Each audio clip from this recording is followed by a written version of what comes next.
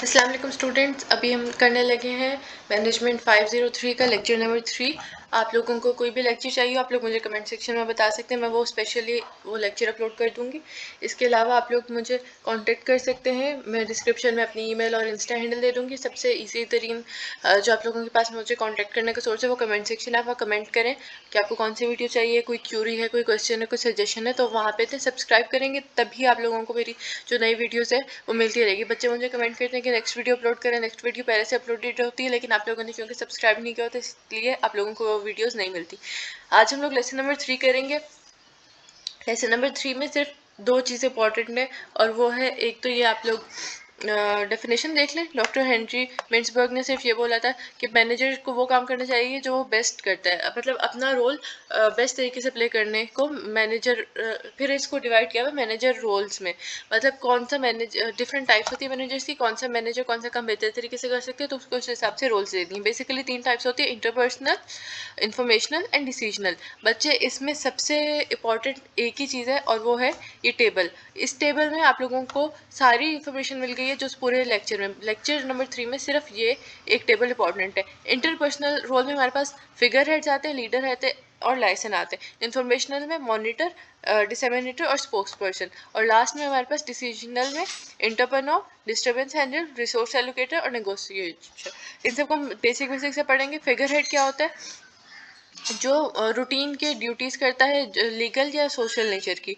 इसके अलावा जिस तरह से ग्रीटिंग द विजिटर्स या फिर आपके जो लीगल डॉक्यूमेंट्स होते हैं वो पढ़ के सुनाना। लीडर रिस्पॉन्सिबल होता है कि वो मोटिवेट करे अपने बाकी जो उनके अंडर सबॉर्डिनेट्स हैं उनको, स्टाफ को ट्रेनिंग करना, और उनसे एसोसिएटेड जितनी ड्यूटीज़ होती है वो लीडर का काम होता है। Performing virtually all activities that involve subordinates. Subordinates अपने से नीचे के लोगों को बोलते हैं, तो उनसे रिलेटेड जितनी भी एक्टिविटीज़ इन्वॉल्व होती हैं वो लीडर परफॉर्म करता है। लाइसेंस क्या होता है, सेल्फ डेवलप नेटवर्क को मेंटेन करके रखता है, यानी कॉन्टैक्ट और इन्फॉर्मेंट्स को जो भी इंफॉर्मेशन प्रोवाइड करनी होती है वो ये करता है। Acknowledging mail, doing external board work, performing other activities that involve outsiders. ठीक है, आउटसाइडर्स को लेके जितने भी होता है वो।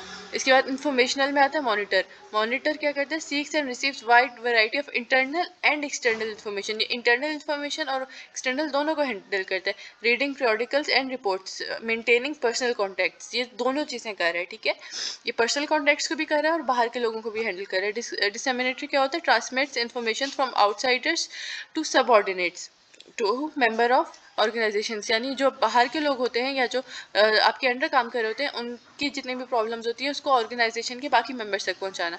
Holding informational meetings, making phone calls to relay information, ये इसका काम होता है। स्पोक्स पर्सन जो कि कंट्री के बिहाफ पे बोलता है, प्लान्स बनाता है, पॉलिसीज और एक्शंस और results. Holding board meetings, giving information to the media, ये सारा काम किसका होता है, स्पोक्स पर्सन का।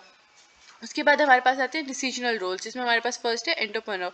ये basically head of the company होता है। इसका काम क्या होता है, सारे के सारे मेजर टास्क करना, जैसे कि इम्प्रूवमेंट प्रोजेक्ट्स बनाना, ऑर्गेनाइज करना, स्ट्रेटजीज डेवलप करना, रिव्यू सेशंस करना, नए प्रोग्राम्स को डेवलप करना। डिस्टर्बेंस हैंडल, अगर कोई भी कंपनी में फॉर एग्जांपल डिस्टर्बेंस या प्रॉब्लम होती है उसको हैंडल करता है। Responsible for corrective actions when organization face important or unexpected disturbances, organizing strategy and reviewing sessions that involve disturbance and crisis या किसी भी डिस्टर्बेंस के दौरान ये नई स्ट्रेटेजीज डेवलप करते हैं और उन सेशंस को फिर रिव्यू किया जाता है। रिसोर्स एलोकेटर्स, आपके पास जितनी भी रिसोर्सेज होती हैं, जितने भी आपके पास सरमाया होता है उसको कहाँ पे कौन किस तरह से हैंडल करेगा वो काम होता है रिसोर्स एलोकेटर का।